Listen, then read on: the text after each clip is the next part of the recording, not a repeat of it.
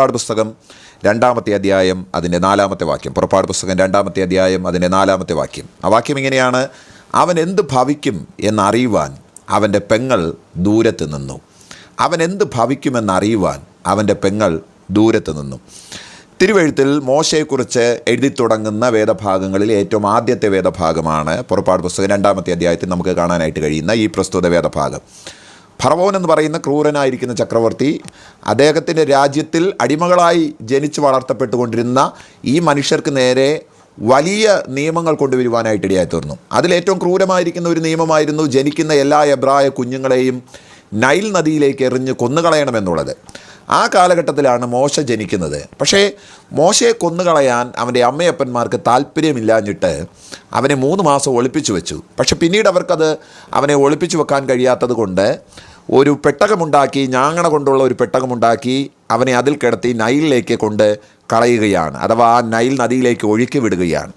അവിടെ രേഖപ്പെടുത്തിയിരിക്കുന്നത് ഈ പെട്ടകം കയ്യിൽ കൊടുത്ത് വിടുന്നത് മിരിയാമിൻ്റെ കയ്യിലാണ്. മോശയുടെ സഹോദരിയായിരിക്കുന്ന, മോശയേക്കാൾ 10 വയസ്സ് പ്രായം കൂടുതലുള്ള മിരിയാമിൻ്റെ കയ്യിലാണ് ഈ പെട്ടകത്തെ കൊടുത്തുവിടുന്നത്, അഥവാ മോശയെ കൊടുത്തുവിടുന്നത്. അവൾ നേരെ അവനെ നൈൽ നദിയിലേക്ക് കൊണ്ടുവെക്കുകയാണ്. പതിയെ പതിയെ ആ പെട്ടകം ആ വെള്ളത്തിലൂടെ ഒഴുകി തുടങ്ങുകയാണ്.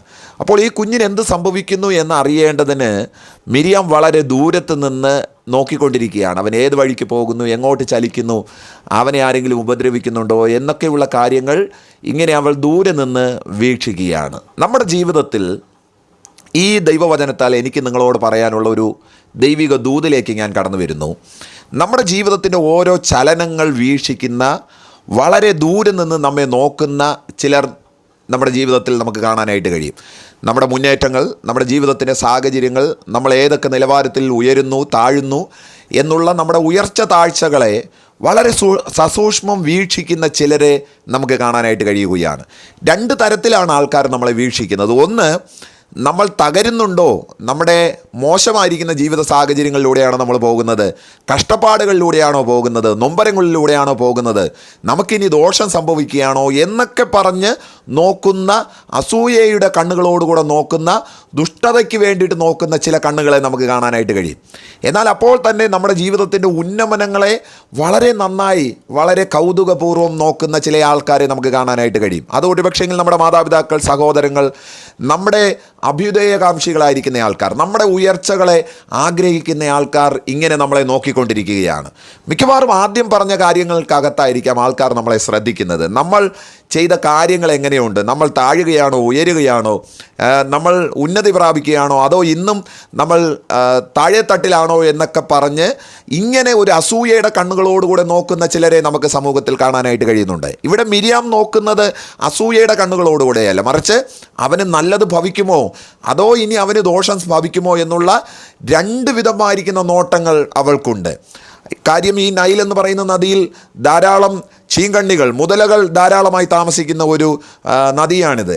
ഇനി അവറ്റകൾ ഏതെങ്കിലും വന്ന് ഈ കുഞ്ഞിനെ കൊത്തിപ്പറിച്ചുകൊണ്ടൊക്കെ പോകുമോ, പിച്ചി ചീന്തിക്കളയുമോ എന്നൊക്കെയുള്ള ഒരു നോട്ടം കൂടി ഉണ്ടാകാം.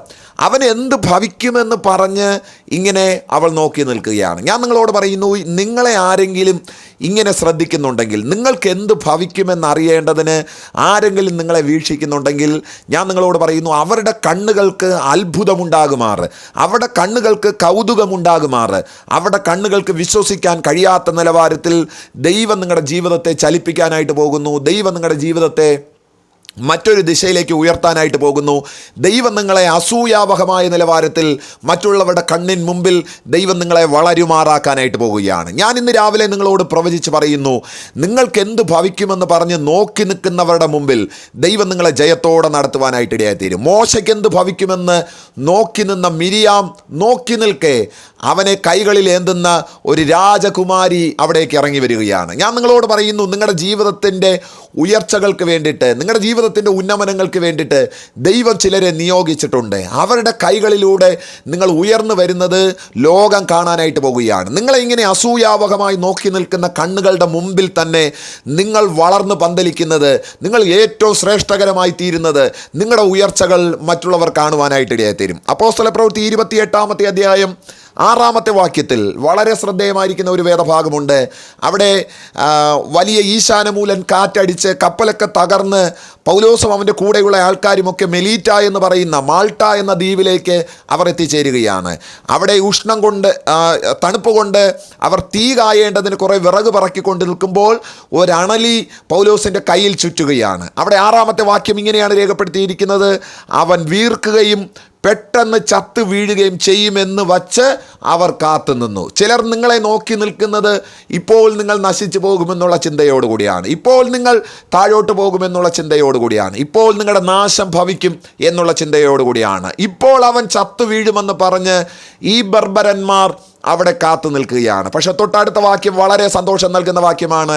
അവിടെ രേഖപ്പെടുത്തിയിരിക്കുന്നത് ഇങ്ങനെയാണ്: വളരെ നേരം കഴിഞ്ഞിട്ടും അവൻ ഒരാപത്തും ഭവിച്ചില്ല. ഇന്ന് രാവിലെ ഞാൻ നിങ്ങളെ നോക്കി പ്രവചിച്ച് പറയുന്നു, ദീർഘനാളുകൾ കഴിഞ്ഞിട്ടും നിങ്ങളുടെ താഴ്ച കാണാൻ ശ്രമിച്ച, നിങ്ങളുടെ നാശം കാണാൻ ശ്രമിച്ചവർ, അവരുടെ കണ്ണിൻ മുമ്പിൽ തന്നെ ദൈവം നിങ്ങളെ വളർത്തും. നിങ്ങൾക്ക് ഒന്നും ഭവിക്കാതെ നിങ്ങൾ ഓരോ ദിവസം വളർന്ന് വർദ്ധിച്ചു വരുന്നത് ഈ അസൂയാവഹമായ കണ്ണുകളോടുകൂടെ നോക്കുന്നവരുടെ മുമ്പിൽ തന്നെ ദൈവം നിങ്ങളെ വളർത്തുവാനായിട്ട് ഇടയായിത്തരും. ഞാൻ നിങ്ങളോട് ഇന്ന് രാവിലെ പറയുന്നു, ഇങ്ങനെ നിങ്ങളെ മറ്റുള്ളവർ നോക്കുന്നവരാണോ?